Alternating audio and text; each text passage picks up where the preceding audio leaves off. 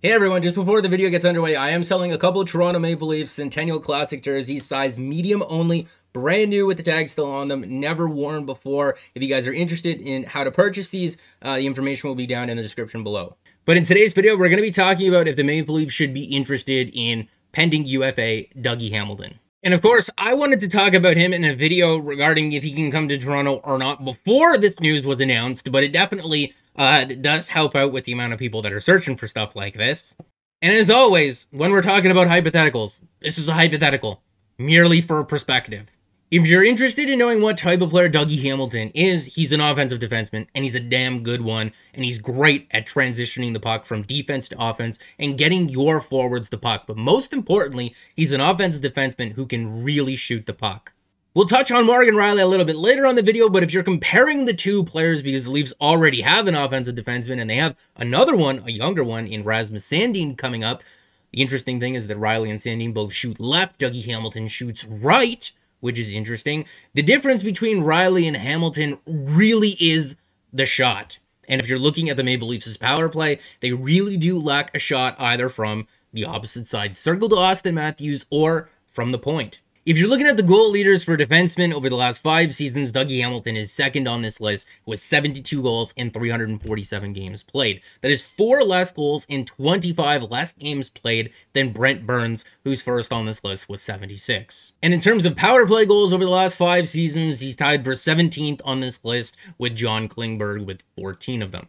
Just an absolute absurd amount of goals at even strength, which is where the majority of the game is played anyway. But if you're curious as to where those shots are coming from the 17-18 season to the 19-20 season, Dougie Hamilton has taken a lot of shots in that quarterback slot on the power play, where you would see Morgan Rielly play. And they're both excellent defenders at distributing the puck down low and getting those cross-seam passes that open up lanes on power plays. The difference between the two players is that Dougie's a legit shot option and Morgan not so much. From the 16-17 season until now, he is rated as the #1 defenseman on EvolvingHockey.com, according to expected goals above replacement, according to expected wins above replacement, and according to expected standing points above replacement. And all of that is not to say that he's the best overall defenseman. He is just far and away the best offensive defenseman, hands down. Not anything special at 5-on-5 defensively, but not the defensive liability that Morgan Rielly has been. And if you're looking at his isolated impacts, the first maybe 4 years of his career, you gotta understand that. He broke into the league as a really young player, proven to be effective offensively, kind of inconsistent defensively, but from 16-17 onwards, he's been a very, very reliable defenseman in terms of offensive production and still being quite steady defensively as well. And when his zone starts from the 16-17 season onwards are kind of telling us is that this is not a player who has been sheltered, but this is definitely a player who's getting more opportunities to play in the offensive zone than he is being relied upon to play defense. But it's marginal. By the data, he's still shown that he can be an effective defenseman when it comes to actually playing defense. Now, maybe on the Maple Leafs' depth chart in terms of defensive situations, you would trust guys like TJ Brodie and Jake Muzzin over him, but when you're comparing it to trusting Morgan Rielly, yeah, I would 100% trust Dougie Hamilton a bit more.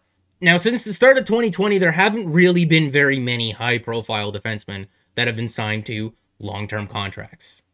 You can kind of say Alex Pietrangelo, but I think Alex Pietrangelo comes with a little bit more pedigree, and he's got that captain experience. He has some intangibles that up his value. Now, Dougie Hamilton has some things that go against him as well. He's been traded a couple of times. He's been unfairly criticized for just being a bit different. Whether you think that that's a good thing, a bad thing, or you don't really care, he's a damn good hockey player and he should be treated as such. But if there's a market inefficiency to exploit there and you can get a guy who's worth a bit more for a little bit less, I'm not going to be complaining too much. And it's been kind of loosely reported that the Hurricanes are between $6 and $7 million a season for this player on an undisclosed amount of years. And they're probably using the Torrey Krug contract as a comparable, but he's probably using a number closer to Alex Pietrangelo, so maybe closer to $7 to $8 million. Maybe it's, let's just say $7.5 million for Dougie Hamilton. Let's use that moving forward.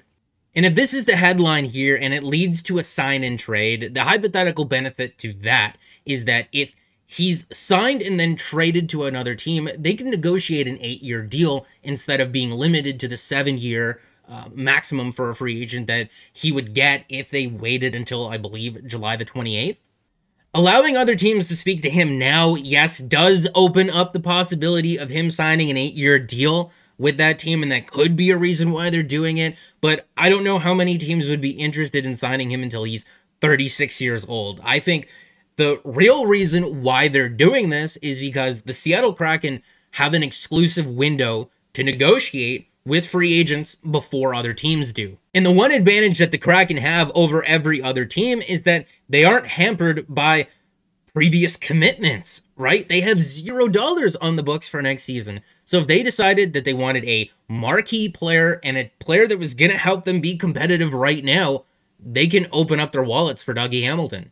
And in that scenario, Carolina gets nothing. So this way, if they open up a window for everyone to talk to him, you might get 2 or 3 teams interested, and you might get like a 2nd-round pick out of it, because there's no way. The only way that you would give up a substantial asset in a sign and trade is if you're interested in giving him an 8-year contract. And like I said, that's not happening. You're not signing Dougie Hamilton until he's 36 years old to a massive deal of $7 or $7.5 million. It's just not the way that it's working out. Sign and trades only work if the player wants to go to that team.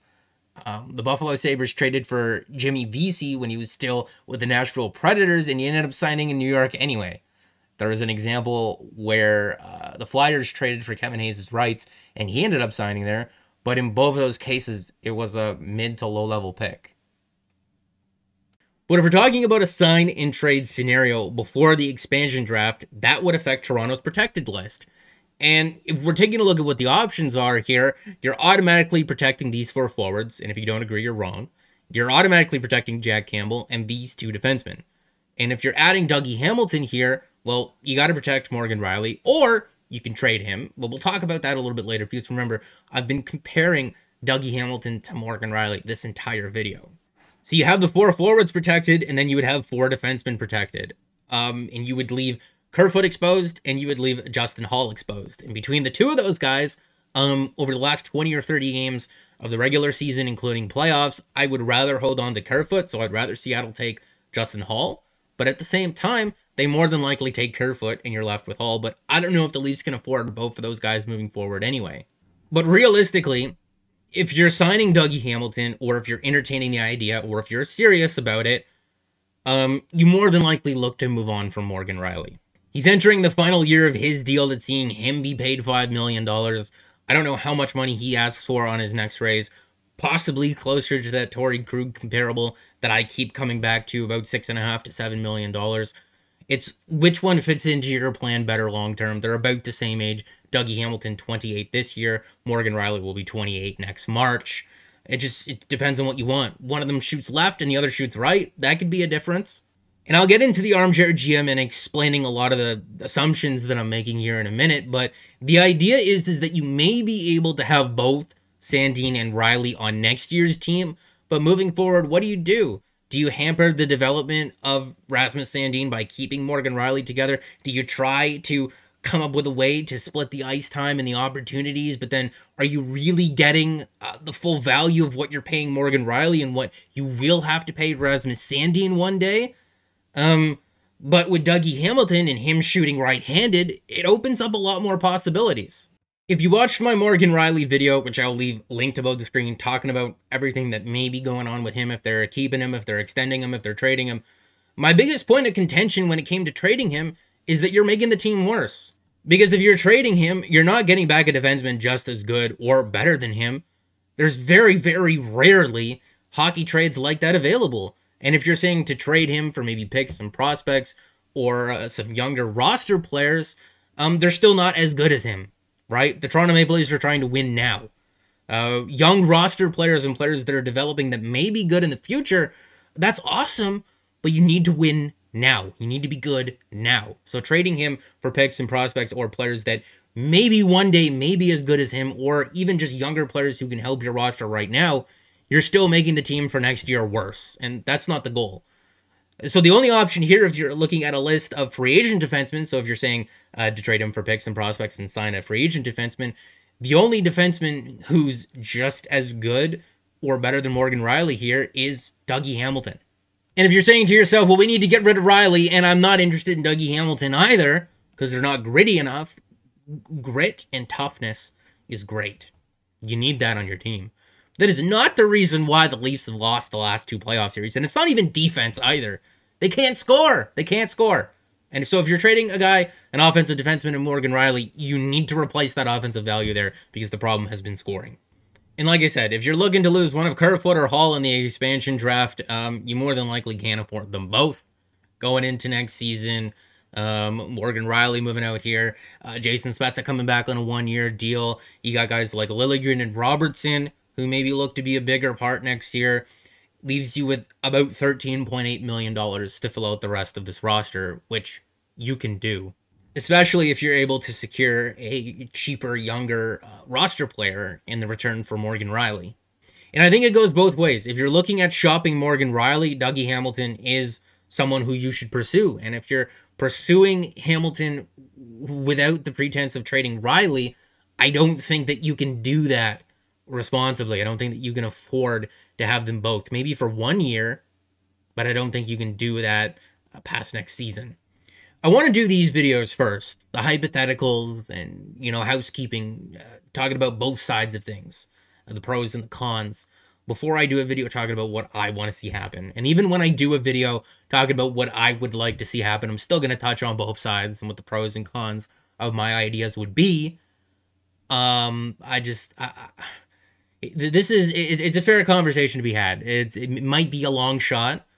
Like I said, there's a lot of things that go against what the Leafs have said thus far would need to happen in order to facilitate this responsibly. But I definitely do think that it deserved to be talked about. So I guess that's it for this video, guys. Make sure to like the video if you did like it, and subscribe for more, because more is always on the way. And if you're interested in purchasing one of those Centennial Classic size medium jerseys, like I said, absolutely brand new, never been worn before, the information will be in the description of this video. Take care, guys.